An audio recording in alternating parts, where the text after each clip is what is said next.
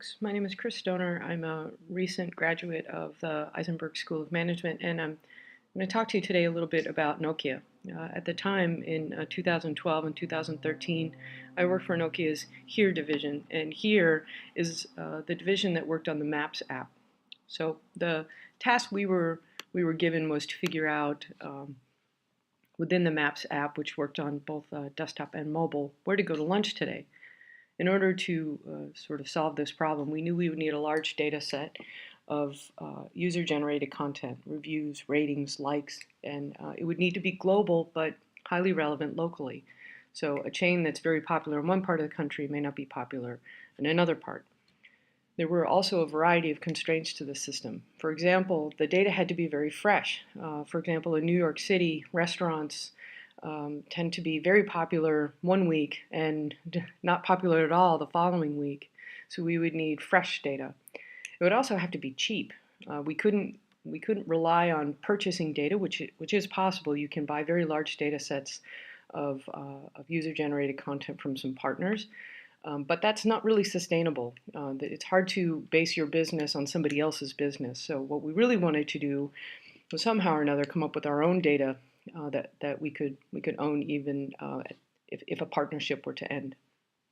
So how do you find the best content in a way that we can sustain? So we had the two options. Partnerships was one that I just mentioned, and partnerships can be useful. You can do some revenue sharing, but there's costs involved sometimes if you buy the whole data set, or you can do some co-branding where you have your brand positioned as well as your partner. But there are some problems with the data set. For example, if we had a divorce clause, are we still allowed to use the data? Is it their data? But it's still useful. Also, the second option was crowdsourcing. Crowdsourcing is better. The reason why it's better is because it's O&O content. We own the data.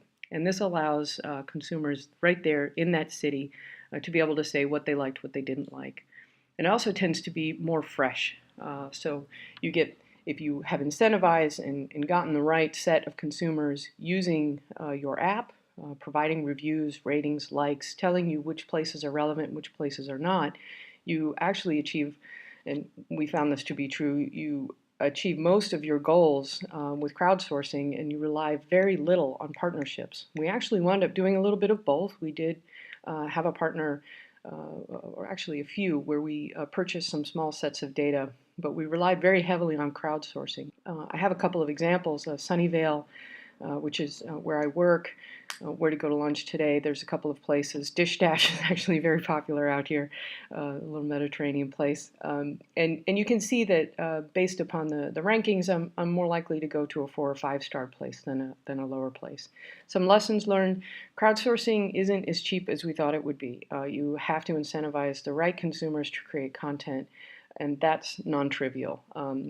Incentives can be non-monetary, but the ones that tend to work out the fastest using Mechanical Turk or actually paying somebody to go out onto the street and go to the places you want them to go to is the fastest way, and it also helps you with the cold start problem, which is we tend to start from zero in some major cities, and that's a pretty poor experience. Imagine you're in New York City, you want to know where to go to lunch today, you pull out your favorite mobile phone, which is of course a Lumia, and you look at the map and there's a bunch of restaurants, but there's zero data about them, so you don't know which one's better than the others.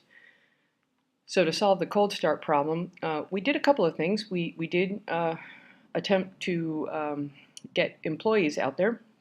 So we gave employees a quick and dirty app to go check in, rate, review their favorite restaurants in their area. And that worked out really well because, these are, in a way, the right incentivized consumers, our own employees. They go out and they'll provide us with pretty good data. However, one of the other lessons that we learned rather quickly is that you need a content moderation system. You have to filter the UGC that comes in because you'll get some good data, but you're going to get some really terrible data, even from employees. We would get a couple of reviews, for example, that had content that we just didn't think would be okay to show such a broad consumer base. So a very large content moderation system wound up having to be put into place, and that was probably our largest expenditure that We didn't think we would have to build out so quickly, and we didn't think it was going to be so large. Unfortunately, content moderation also can affect your freshness. If you need to look at it first before you can display it, um, and especially if that's going to require human interaction, that can be pretty terrible for the data set. There's some ways around that with machine learning, but what we found was display it first, and filter it out after, and relied actually on consumers to tell us which data was bad. So again, going back to crowdsourcing, having consumers fill in some of the gaps and using machine learning to filter out things that were obviously terrible, like bad language, etc.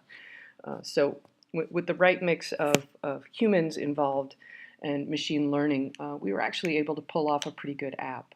Again, if you go to here.com, check out your own city and create some reviews and like some of your favorite restaurants. Thanks.